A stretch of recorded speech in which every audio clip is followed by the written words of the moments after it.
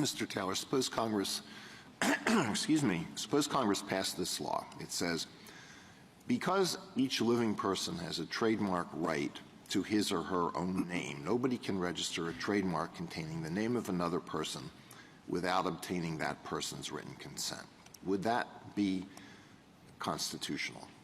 Well, it would be content-based, and so we think it would be subject to intermediate scrutiny. I think there'd be less a concern about leveraging if Congress was legislating on the understanding that someone had a trademark right in their own name.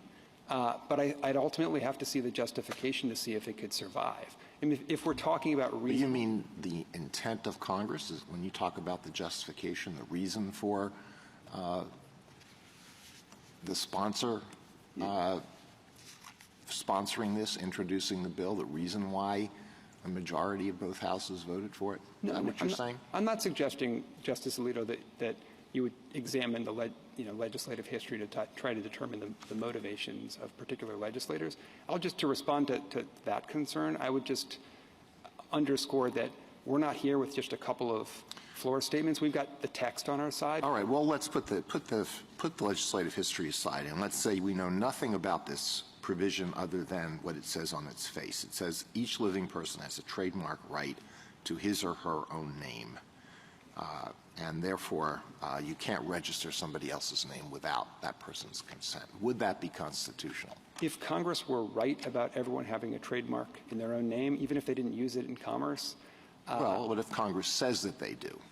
I think it would present a closer question. I think you might, if you were to analyze that under a reasonableness standard and there was some real barrier on using someone else's name as a trademark, regardless of whether it were registered or not, I think that would be a very different question, because what's going on there is Congress is not trying to leverage the benefits of the registration system to do something that it can't do directly, which is to discourage people from selecting marks that are valid marks simply because Congress doesn't like the message conveyed there. And I think that is what is going on here. And, but do you think it's far-fetched to think that every person has an interest, almost a quasi-property interest in his or her own name? Not at all. And I think that's why there's an exception. Can Congress then protect it by saying somebody else can't take that away, in part by registering a trademark that uses another person's name?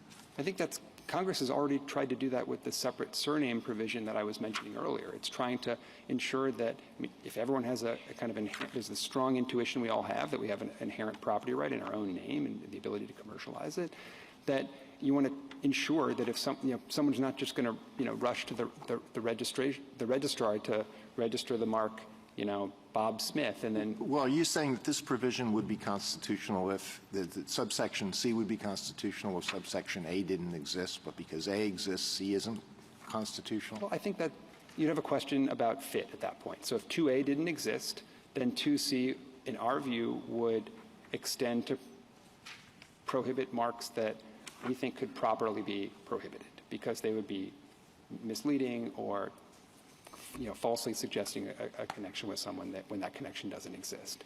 And so then the question would be did Congress go too far to deal with that problem? It would be an intermediate scrutiny question or maybe a reasonableness question that would probably filter out in the exact same place. But I think when you're assessing a particular law, you want to look at the practical effect. And so in the HIV/AIDS case, the unconstitutional conditions case, there was a separate prohibition on using the money for certain purposes. And the court said, well, assuming, because that provision already exists, we're going to look at this other provision, this loyalty oath provision, and it's got to be doing something more. And then we're going to analyze that something more that's doing to see whether it's constitutional. And I think a similar analysis would be appropriate here. And I think once you recognize that even if you were in reasonableness land, and most of these other provisions are going to sail through because they're consistent with the history and because they're ultimately just trying to ensure that trademarks function as trademarks and that they don't confuse or mislead consumers, then we're really just talking about one or two provisions that might have a purpose that's wholly disconnected from the purpose of trademark law.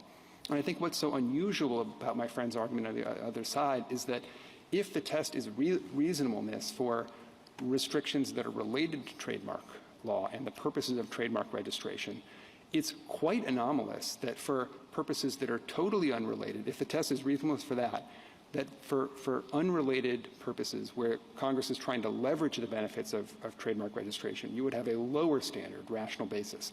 That's exactly backwards. I think if Congress is trying to assert some justification that is outside the purpose of trademark law, whether it be dignity or a concern about, just people having a commercial interest in their own identity apart from whether it's a trademark or not, I think it's only fair that the government try to show that that's a substantial interest and that the fit is reasonable, and that looks a lot like intermediate scrutiny to me. So I think